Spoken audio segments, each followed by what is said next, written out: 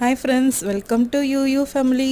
இன்றைக்கி நம்ம கிச்சனில் சத்தான ஈவினிங் ஸ்நாக்ஸ் என்னன்னு பார்க்கலாங்க.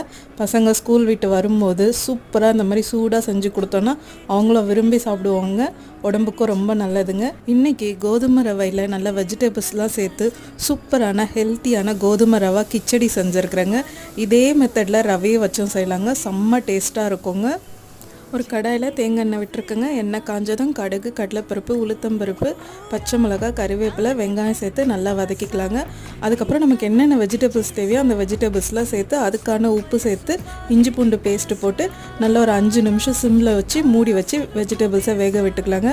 வெஜிடபிள்ஸ் வெந்ததுக்கப்புறம் நம்ம எடுத்து வச்சுக்கிற கோதுமை ரவையை சேர்த்து நல்லா சிம்மில் வச்சு ஒரு 5 நிமிஷம் நல்லா கலந்து விடலாங்க. ஒரு பங்கு கோதுமை ரவைக்கு 2.5 பங்கு தண்ணி வச்சு நல்லா வேக வச்சு எடுத்தோன்னா சூப்பரான கோதுமை ரவை கிச்சடி ரெடி ஆகிடுங்க.